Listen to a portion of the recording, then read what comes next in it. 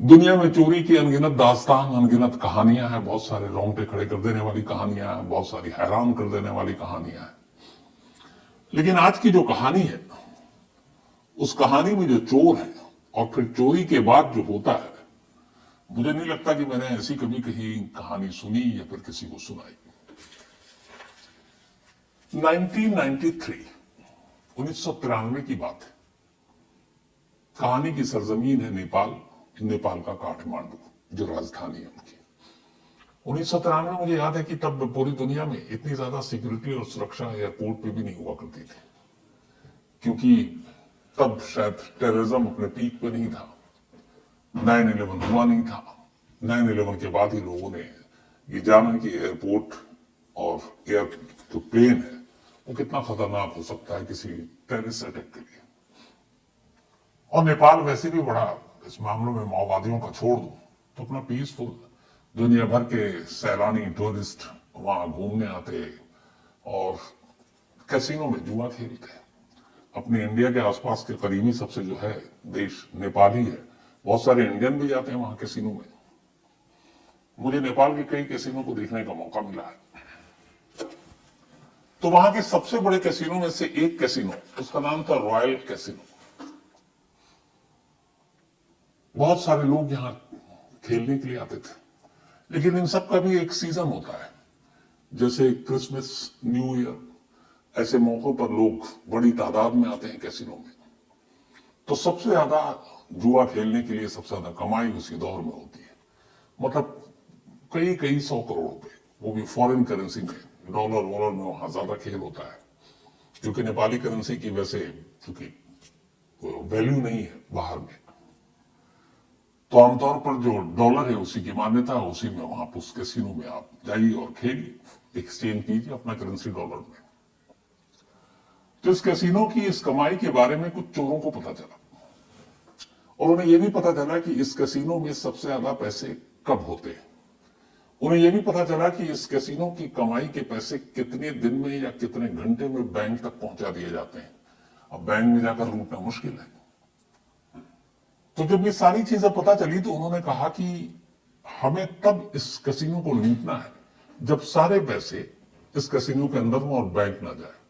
और ऐसे कौन कौन से मौके हैं जब कैसीनो के अंदर वो पैसा कुछ दिनों तक रखा हो। तो पता चला न्यू ईयर, 31 दिसंबर की नाइट सबसे ज्यादा भीड़, सबसे ज्यादा कमाई, उसके बाद 1 जनवरी को छुट्टी, बैंक बंद। तो अगले दिन भी सारे पैसे उसी कैसीनो के में एक बेसमेंट है, उस बेसमेंट में एक तिजोरी है और उस तिजोरी में सारे पैसे रखे जाते हैं। यानी 24 घंटे हैं चोरों के पास उस कैसीनो में जाकर चोरी करने के लिए। अब ये बेसिक जानकारी सारी इकट्ठा हो गई। अब प्लान को जमीन पर उतारना था।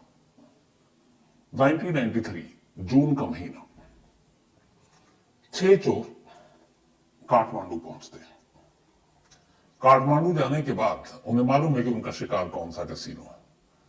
उसी रॉयल कैसीनो के पास अब वो एक रिहायशी घर ढूंढते हैं किराए पे, पर घर ऐसा हो कि थोड़ा आलिशान, पता चले कि इस घर में रहने वाले लोग रईस हैं, अमीर हैं। इत्तेफाक से एक बंगला खाली था। उन्होंने बंगले का किराया पूछा, जितना किराया था उन्होंने उससे ज्यादा ही दे दिया, मोल तोड़ कुछ किया नहीं। बंगले वाला भी खुश, उसने कहा चलो इतने पैसे मिल रहे हैं। 6 लोग थे ये, 6 के 6 को वो बंगला किराए पर दे दिया गया। अब ये 6 वही अपना बंगले में रहते, पार्टी करते, शाम को घूमते, इधर उधर जाते, बाकी कैसीनो में जुआ खेलते, लेकिन उस कैसीनो में नहीं जाते जहां इनको जाना था। उससे पहले आगे बढ़ूं, आगे के बारे में बताऊं, याद आया कि कुको एफएम पर 2 ऑडियो बुक है, एक 100 करोड़ बैंक हाइस्ट और जामताड़ा। 100 करोड़ बैंक हाइस्ट के बारे में यह है कि आपको ऐसे बैंक के बारे में जानने को मिलेगा जो शायद किसी हॉलीवुड या बॉलीवुड की फिल्मों में भी आपने उसकी कहानी नहीं सुनी होगी। इसके अलावा जामताड़ा के बारे में शायद आपको पता ही हो, चाहे वो अपने हॉलीवुड बॉलीवुड के स्टार हों, पॉलिटिशियन हों, खिलाड़ी हों, आम लोग हों, इन्होंने ऐसे बैंक अकाउंट पे हाथ साफ किया है कि क्या बताऊं।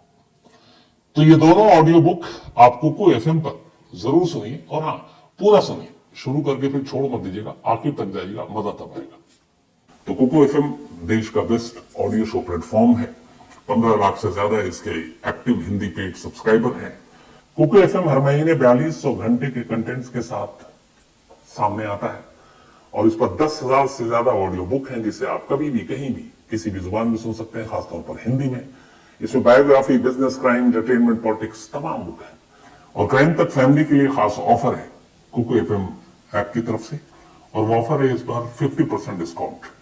तो यानी आप पहले महीने के लिए सिर्फ 49 रुपीज में सब्सक्रिप्शन हासिल कर सकते हैं और 10,000 से भी ज्यादा जो ऑडियो बुक का खजाना जहां चाहे जब चाहे सुन सकते हैं।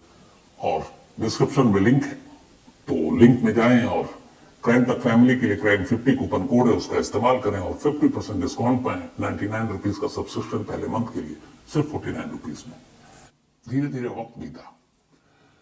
अब जानबूझकर उस कसीनो में इनमें से कोई नहीं गया था, लेकिन इनकी सारी नजर उस कसीनो की हर गतिविधियों पर रहती थी। इन्होंने पता करना शुरू किया कि उस कैसीनो में कितने स्टाफ हैं, कितने सिक्योरिटी गार्ड हैं, क्या क्या चीजें हैं वहां पर। अब जो साजिश का पहला चरण था, फर्स्ट फेज प्लानिंग के इनके, वो ये था कि कैसीनो के इस स्टाफ से दोस्ती करो और दोस्ती ऐसी कि उन्हें पता ही नहीं कि उसके इस कैसीनो से कोई मतलब भी है, लेकिन दोस्ती ऐसे भी कि दिखाओ कि हम कितने रईस लोग हैं, कितने बड़े लोग हैं, अय्याश लोग हैं, पैसे खर्च करने आए, बेपनाह पैसे हमारे पास। अब इन्होंने एक एक कर उस कैसीनो के स्टाफ को अपने बंगले पर बुलाकर दावत देनी शुरू कर दी। जैसे ऐसी गए, उनको पता सब कुछ नजर रखे हुए हैं, कौन कहाँ रहता है, क्या करता है। अब कहीं सिगरेट पीते हुए कहीं कैसीनो के बाहर कोई टकरा गया, हाय हेलो हुआ, बोला आप हमें अच्छे लगे, आइए कभी हमारे पास। अब वो सब भी मुलाजिम, एक मुश्त एक बंधा हुआ तनख्वाह उनकी। उन्होंने कहा चलो अच्छे लोग, तो एक एक कर अपने स्टाफ घर आते, उनको महंगी महंगी शराब पिलाते, अच्छा खाना खिलाते और जाते आते कुछ गिफ्ट भी देते और बदले में कुछ नहीं, बस ये कि दोस्ती है, वो भी खुश। ऐसे करके उन्होंने अलग अलग वक्त में अलग अलग कैसीनो के स्टाफ को अपने बुलाना शुरू किया। लेकिन सबसे एक बात कही, उन्होंने कहा देखो हमारे पास पैसे वैसे बहुत हैं, माहौल ठीक नहीं है, तो आपको मैं दावत देता हूं, पार्टी देता हूं, गिफ्ट देता हूं, उसके बारे में प्लीज आप बाहर किसी को मत बताना, क्योंकि ये हमारे लिए अनजान देश है, कुछ भी हो सकता है। अब उधर स्टाफ की भी मजबूरी कि वो क्यों बताए कि मैं एक जगह पार्टी करने गया और मुझे ऐसे ऐसे गिफ्ट मिल रहा है, वो भी उसका भी मतलब पूरा हो गया, वो भी खामोश।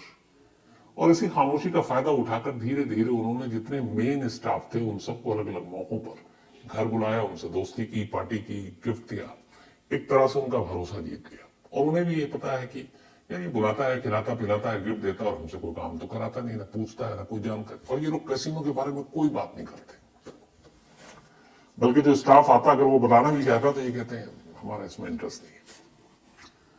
धीरे धीरे वक्त बीता, कैसीनो के सारे स्टाफ के साथ इनकी ठीक ठाक दोस्ती हो गई। आधी जानकारी कैसीनो के बारे में पहली मिली। अब दूसरा फेज ये था कि कैसीनो की इनसाइड पूरी जानकारी ली जाए। अब इनसाइड जानकारी लेने के लिए क्या, तो अंदर जाना पड़ेगा। पहले स्टाफ का भरोसा ये था, कुछ दिन का गैप रखा, फिर उसके बाद ये कैसीनो में दाखिल हुए और जाके यूं ही नॉर्मल खेला। 6 लोग थे, 1-2 लाख रुपए जीते, 1-2 लाख रुपए हारे। अब वहां स्टाफ सब देख रहा और पहचान रहे, ये तो वही लोग हैं, इन्होंने मुस्कुराया, हाय हेलो हुआ, लेकिन बहुत नॉर्मल आकर खेले। हारे तो कोई बात नहीं, उठ के चले गए, और जीते तो वो पैसा जो है उन्होंने वही स्टाफ में बांट दिया। अब स्टाफ को भी लगा इतने अमीर लोग हैं यार, इनके लिए 2-3 लाख रुपए क्या बात है। जीत की रकम इन्होंने उड़ा दी, या तो कहा कि मेरी तरफ से खाना, मेरी तरफ से ड्रिंक। अब लेकिन इस दौरान में उन्होंने अंदर आकर कैसीनो की एक एक करके सारी जानकारी हासिल करनी शुरू की। मैनेजर कहाँ बैठता है, इनका तिजोरी कहाँ है। फिर उन्होंने बताया, मैनेजर से धीरे धीरे भी दोस्ती की कि हम भी यहाँ हैं, सुना नेपाल सेफ नहीं है, तो आप लोगों को तो और खतरा है, यहाँ पे तो आप गनर और ये सब रखते नहीं है। तो उसने बताया नहीं, कुछ सिक्योरिटी गार्ड है हमारे पास, हथियार भी है, लेकिन हमारा सेफ है वो सब कुछ। तो बातें करके भरोसे में ले लेकर सबसे जानकारी ये उन्होंने हासिल करनी शुरू कर दी। इन सारी चीजों में करीब 5 महीने बीत गए। इस दौरान में हुआ ये कि जिस बंगले में ये चारों किराए पर रहते थे, उस बंगले के बराबर में एक खाली प्लॉट था। उस प्लॉट पे एक कमरा बना हुआ था और उस एक कमरे में एक अकेला नौजवान रहता था, उसका नाम था सतपाल। सतपाल जिस प्लॉट पर रहता था उस प्लॉट की कीमत काफी थी, लेकिन उसके फादर के दोस्त की वो प्लॉट थी। ये गांव में रहता था, काठमांडू बुला लिया। अब इसके फादर के दोस्त को ये था कि प्लॉट पे कमरा बनाकर ये रहेगा ताकि इस प्लॉट पे कोई कभी कब्जा ना कर ले, अवैध इलीगल कंस्ट्रक्शन ना करे। तो उनका भी काम, और इधर ये था कि सतपाल को चलो एक छत मिल गई काठमांडू जैसे शहर में, तो अपना रहता, लेकिन बहुत ही सुस्त काहिल, काम काज करना उसको शौक नहीं। तो उसी प्लॉट पे रहता और इत्तेफाक से उस बंगले के बिल्कुल बराबर में। अब वो वहीं रहता, दिन भर पड़ा रहता, तो अक्सर देखता कि बहुत सारे लोग मेहमान आते थे यहाँ पे, पार्टियां चलती, देर रात तक शोर होता है, आवाज आती है। फिर उसने देखा कि कुछ रॉयल कैसीनो की गाड़ियां भी जो है वो इसके घर पे आती हैं, उसमें स्टाफ आते थे अलग अलग।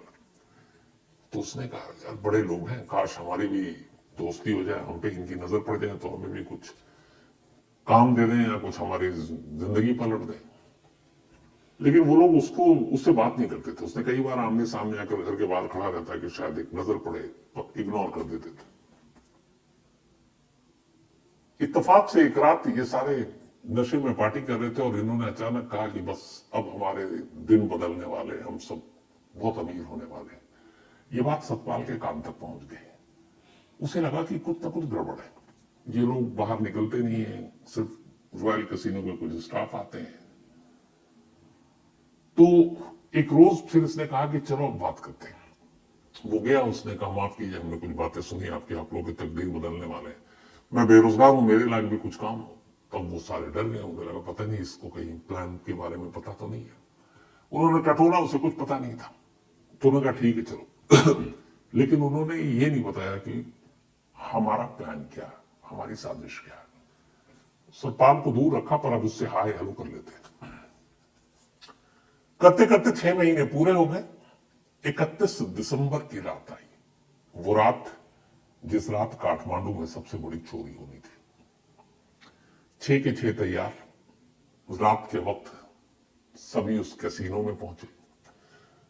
चूंकि न्यू ईयर की नाइट थी, बहुत सारे मेहमान गेस्ट आए हुए थे, और उसने पता कर रखा था इन लोगों ने कि आज सबसे ज्यादा लोग होंगे यहां पर। सब अंदर गए। इन सब के हाथ में मिठाइयों का डब्बा था कि अब चूंकि सारे स्टाफ को लगभग ये पार्टी दे चुके थे घर पे, सब इनको जानता था, तो किसी ने कोई तलाशी, कोई रोक टोक भी नहीं। आइए सर, कई बार खेल के गए।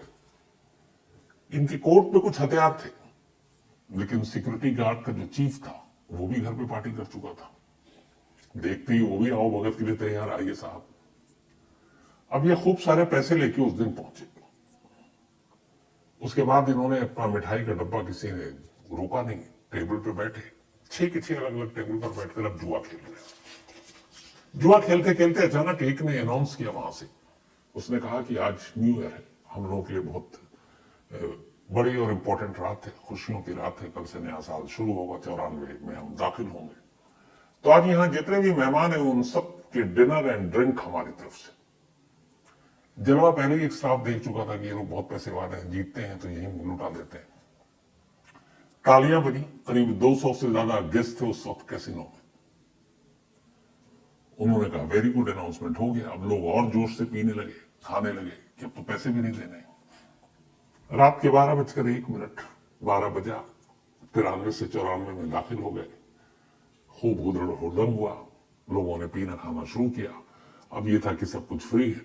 अब 12:01 पर जैसी सुई पहुंची, इन्होंने स्टाफ को सारे मिठाई के डब्बे दिए, कहा कि न्यू ईयर है, जश्न है, सबको हमारी तरफ से मिठाई खिलाए। वो जो मिठाई था वो काठमांडू की एक बहुत ही रेपुटेटेड स्वीट शॉप की मिठाई थी। वो तो देख के डब्बा लगा था ये बहुत महंगा है। खुश ये भी था कि सारे स्टाफ भी खाओ। सारे स्टाफ, सिक्योरिटी गार्ड, गेस्ट, सबको मिठाइयां बांटने जाने लगी। सबने खाना शुरू किया, झूमते नाचते गाते। मिठाई खाई, उसके 10-5 मिनट के बाद लोग उंगलना शुरू हुए। कोई धीरे धीरे हाथ में गिलास है टेबल पे ही लुढ़क रहा है, कोई कहीं कोई कहीं कोई कहीं। और ये 6 के 6 बैठे हुए सबको देख रहे हैं।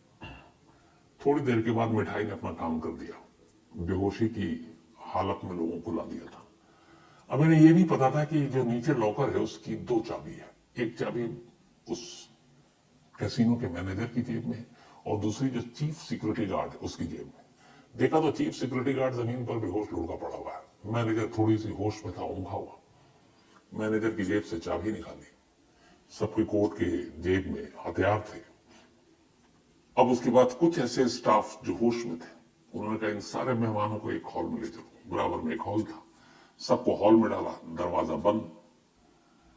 उसके बाद एक दो स्टाफ या चार स्टाफ को इन्होंने करीब 2-3 या 4 अपने साथ नीचे ले गए, जो इनके पहले मेहमान रहे थे। उन्होंने कहा देखो तुम्हारा भी फायदा होगा, तुम्हारा कुछ नहीं होगा बुरा, हमारे काम में मदद करो।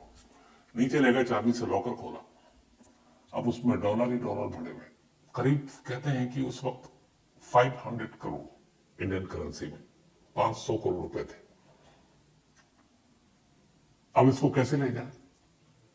तो उसी कैसीनो के बैग रखे हुए थे वहां पर, और वो बैग इसलिए थे कि जब कैसीनो में पैसे जमा होते थे तो उन्हीं बैग में डालकर और वो बैंक में ले जाया करते थे। तो बहुत सारे बैग थे। उन्होंने उस पैसे को निकालना शुरू किया, कुछ स्टाफ की मदद से बैग में भरना शुरू किया, करना शुरू किया। करते करते 22 बैग में सारे पैसे भरे। तो उन्होंने 22 बैग भर लिए। अब 22 बैग लेकर ये कैसे जाए? बाहर एक ट्रक पहले से खड़ा था, 22 बैग उस ट्रक में रखा गया। ट्रक में बाहर ये लोग निकलते हैं, बाकी के स्टाफ थे उनको अंदर ही कुछ पैसे देकर बंद कर दिया। अब ये लोग एयरपोर्ट की तरफ, सीधे ट्रक में एयरपोर्ट। एयरपोर्ट पहुंचते और एयरपोर्ट के कार्गो में ट्रक जाता है। पहले से इन्होंने कोरियर बुक कर रखी थी। वहां जाते हैं और वहां पे भी कार्गो की सारी इनकी सेटिंग थी कि हम कुछ सामान लेंगे, कोई चेकिंग नहीं होगी। और ये 93 मैंने शुरू में आपको कहा, उस वक्त सिक्योरिटी, बॉम्ब, टेररिस्ट, ये सब कुछ नहीं था। स्मगलिंग और ये चीजें होती थी, आप मुंह भर दीजिए, रिश्वत दे दीजिए, काम हो जाता था। इन्होंने 22 बैग दिए, कुरियर पहले से ही बुक था। उन्होंने कहा ये रही पर्ची, एडवांस बुकिंग की, और ये जाएगा कुरियर। वो एड्रेस दिया कहां जाना है। देने के बाद उधर से इनको पर्ची मिली और ये पर्ची लेकर अब बाहर निकलने वाले हैं। लेकिन इस दौरान में इधर इस रॉबरी की खबर, उधर जो कुछ स्टाफ को छोड़ा उसमें एक दो ईमानदार भी था। उसने देखा ये लोग बाहर निकले, वो किसी पिछले दरवाजे से बाहर निकला, शोर मचाना शुरू किया, पुलिस को फोन किया। अब नेपाल पुलिस कैसीनो के बाहर कैसीनो के बाहर पुलिस आई, सारे हालात देखे, लोग बेहोश। पूछा तो बताया कि ट्रक से गए। रास्ते में नेपाल पुलिस ने और लोगों से पता किया कि ट्रक किधर गया, तो पता चला एयरपोर्ट के रूट पर। अब नेपाल पुलिस की टीम एयरपोर्ट पहुंच गई, एयरपोर्ट को घेर लिया। जैसे ही एयरपोर्ट पहुंचे तब तक इधर इन चोरों को पता चला कि नेपाल पुलिस आ रही है। इन्होंने बैग कुरियर कर दिया था, सारे निकाल लिए थे। वापस आनंद फानन में ये ट्रक पर बैठे, ट्रक को अभी लेके फिर से तेज रफ्तार में भागने लगे, झांसा देने के लिए, ताकि पुलिस को लगे कि ये हमें देखकर भाग रहे हैं। अब ये भागते गए, पुलिस पीछा करती गई, लगा कि कहां तक भागेंगे, पकड़ लेंगे। तभी ट्रक एक पुल पर पहुंचा, नीचे नदी थी। इन लोगों ने ट्रक को नदी में गिरा दिया। नदी में गिरा, चोर बाहर खुद नदी में गिरे, तैरने लगे। पुलिस की टीम पहुंची, गोताखोरों को बुलाया गया, नाव बुलाए गए, क्रेन बुलाई गई। इसके बाद थोड़ी सी मशक्कत के बाद 6 के 6 चोर पकड़े गए। अब ट्रक की बारी थी, ट्रक खोला गया, ट्रक खाली, ट्रक में कोई पैसा नहीं। अब पुलिस हैरान, पैसे कहां गए? अच्छा, इन सारी चीजों में जो ट्रक जब पलटा, अभी तक पुलिस को यही है कि इस ट्रक में पैसे हैं जो कैसीनो से लूटे गए हैं, ये ट्रक नदी में है, 6 चोर पकड़ लिए गए, बस इस ट्रक को बाहर लाना है, खोलना है और सारे पैसे हमारे पास है। ये 31 दिसंबर की रात को हुआ, ये लोग सुबह निकले थे और अब शाम हो गई थी 1 जनवरी की। मतलब करीब 12-14 घंटे बीत चुके थे इन्हें ट्रक को निकालने और क्रेन से, मेहनत लगता है। शाम होने के बाद जब ट्रक बाहर आया, ट्रक को खोला गया, तो पुलिस की आंखें फटी की फटी रह गई, क्योंकि ट्रक के अंदर कुछ था ही नहीं। अब पुलिस ने पूछना शुरू किया, वो मुंह न खोले, सारे पैसे गए कहां? पुलिस को ये पता ही नहीं और वो अपनी बात बताने को तैयार नहीं। इधर ये सारी चीजें चल रही है, उधर सतपाल जो है उसकी कहानी दूसरी है। वो शख्स 31 दिसंबर को उसे लग रहा था कि ये लोग कुछ करने वाले हैं। जब रात को ये कैसीनो जाने के लिए तैयार हुए तो वो चुपचाप उनके पीछे पीछे चलना शुरू कर दिया। वो कैसीनो तक गया, कैसीनो के अंदर नहीं गया, वो बाहर इंतजार करने लगा कि आज देखता हूं ये क्या कर रहे हैं। उसे मालूम नहीं था क्या होना है। वो कैसीनो के बाहर देर रात तक खड़ा रहा क्योंकि वो बाहर निकले नहीं। अचानक देर रात उसने देखा कि एक ट्रक, फिर देखा उसने वो 6 के 6 लोग 22 बैग ट्रक में है और वो बैठ रहे। उसे लगा ये क्या मामला है। उसके बाद वो ट्रक चला गया और ये परेशान कि हुआ क्या है। खैर इसके बाद उसको अगले दिन पता चला कि एक ट्रक ये लुट गया, चोर नदी में पकड़े गए। वो फिर लोकेशन पे गया तो वहां उसको पता चला कि ट्रक तो खाली था। इधर ये पता चला 22 बैग में पैसे थे। तो कुछ समझ में नहीं आया। तभी उसे ये भी पता चला कि ये लोग एयरपोर्ट की तरफ गए थे, लेकिन फिर पुलिस को देख के एयरपोर्ट की तरफ से मुड़ गए। जो काम पुलिस का था वो सतपाल कर रहा है। वो पहुंच गया एयरपोर्ट की तरफ कार्गो पता करने के लिए, लेकिन उसे कोई जानकारी नहीं मिली। वो पता करना अपने लेवल पे, कोई प्लेन उड़ गई, क्या हुआ, कोई अब वो वापस आया। अब उसका दिमाग चल रहा है कि पैसे हैं नहीं ट्रक में, ये लोग पुलिस के कब्जे में है, 22 बैग गायब है। वो गया तो कहां गया, उसे और कुछ सूझ नहीं रहा है। उसने कहा कि कुछ नहीं होगा तो कुछ जरूर। अब उसने कहा कि मैं इसी बंगले के बराबर में उसका प्लॉट था, तो दिन रात उसी बंगले के बाहर ही रहता, काम तो कुछ करता ही नहीं था। उसे पता नहीं किसका इंतजार था। 3 दिन बीते। 3 दिन के बाद अचानक एक डाकिया आया। डाकिया जब आया तो उसने घंटी बजाई बंगले की। ये देख रहा है, वापस आया। डाकिया मुड़ के जाने लगा तो उसने पूछा क्या हुआ। उसने कहा मैं 1-2 बार और आया था, घंटी बजाई, घर में कोई है नहीं, इनके लिए डाक है, एक लिफाफा था। तो उसने कहा मैं यही रहता हूं, बाकी सब बाहर गए, दे दीजिए मुझे। उसने रिसीव किया, वो लिफाफा ले लिया। अब वो इस इनवेलप को खोलता है। जब उस इनवेलप को खोलता है तो देखता है कि अंदर एक कार्गो की पर्ची है। और पर्ची में यह था कि आपने जो कुरियर बुक कराया है वो कुरियर का सामान, मतलब जहां जो एड्रेस है वो वहां पहुंच जाएगा, बाकी आप आकर अपनी बाकी चीजें जो कागजी कार्रवाई वो पूरी कर लेंगे। ये पढ़ता है और सीधा जो एड्रेस था जहां जाना था, कार्गो पहुंचता है। कार्गो में उस कुरियर कंपनी के काउंटर पर जाता है, पर्ची दिखाता है। पर्ची दिखाता है तो फिर उसको एक दूसरी पर्ची दी जाती है कि ये रहा आपका सामान, कि जहां पे आपने जो भेजा था एड्रेस, ये यहां से उड़ चुका है। और वहां आप कल, उन्होंने टाइम दिया उसका कि 24 घंटे के बाद वहां के आप कार्गो से अपना सामान रिसीव कर लीजिएगा और ये पर्ची दिखाएंगे आपको, वहां मिल जाएगा। और वहां का एक एड्रेस भी था। और वहां कहा, जब ये गया तो उसने देखा कि कार्गो कंपनी ने दिया, उसमें ये था कि ये 22 बैग है और इन बैग को कार्गो से भेजा गया। कहा, जमैका, वेस्ट इंडीज का एक इलाका है। जमैका का एक पता था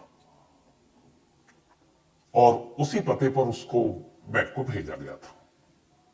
अब जब इसने ये देखा, इसने पता नहीं इधर उधर से कहां जुगाड़ किया, उसके बाद फ्लाइट पकड़ी, जमैका पहुंच गया।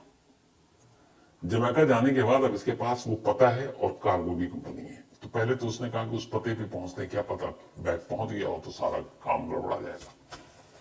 वो उस पते पे पहुंचा तो जिस पते पर पहुंचा वो पता जो था वो एक घर का था और उस घर में सिर्फ एक अकेला बुजुर्ग रहता था। उसे जाकर पूछा कि कुछ कार्गो और ये कुछ आया था हमारे यहाँ।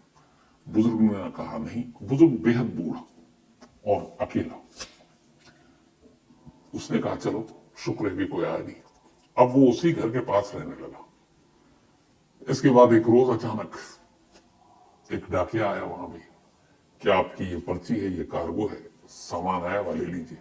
ये पर्ची इसने खुद रिसीव की, उसको लेकर एयरपोर्ट गया। एयरपोर्ट जाकर वो पर्ची दी, इसे 22 बैग दिए गए। वो बैग लिया। उसके बाद से सतपाल कहां कोई नहीं जानता। इधर 6 के 6 नेपाल पुलिस के कब्जे में। पुलिस ने उनसे तमाम पूछताछ कर ली, उन्होंने कुछ कहा नहीं, जेल भी भेजा। फिर ये कहा तुम सच बताओगे तो सजा कम हो जाएगी। आखिर में 6 के 6 टूट गए और उन्होंने बताया कि हमने ऐसे ऐसे किया था और हमने ऐसे उसको जमैका कुरियर किया था। पूछा क्यों किया था, तो उन्होंने कहा कि हमने सारी प्लान कर रखी थी। अगर हम चोरी के बाद पकड़े भी जाते तो हमें मालूम था कि हमें से 1-2 तो बच जाएगा और पैसे निकालने थे यहां से। तो एक दो भी कोई बच जाता वो सीधे जमैका जाता, वहां पैसे रिसीव करता, मैं आपने चोरी की जो बाकी थे सजा काटते, वापस हम भी जमैका जाते और फिर ऐश करते। लेकिन इत्तेफाक की बात ये कि 6 के 6 पकड़े गए। और उन लोगों ने पूछा कि हमारे एक पड़ोस में सतपाल नाम का शख्स रहता था। पुलिस से कहा क्या वो अभी भी है उस खाली प्लॉट में? पुलिस की टीम भागी तो पता चला कि सतपाल इस चोरी के तीसरे दिन से गायब है। 6 के 6 हंसे, मतलब उनके मन में यही बात थी, चोरी हमने की, ऐश कोई और कर रहा है। आज भी ये रहस्य है कि वो सतपाल है कहां, पैसे कहां। नेपाल पुलिस को वो पैसे कभी नहीं मिले। तो ये थी एक अजीब कहानी की, जिसमें चोरी 6 चोरों ने की और मजे उठाए 7वें ने जो इस चोरी में शामिल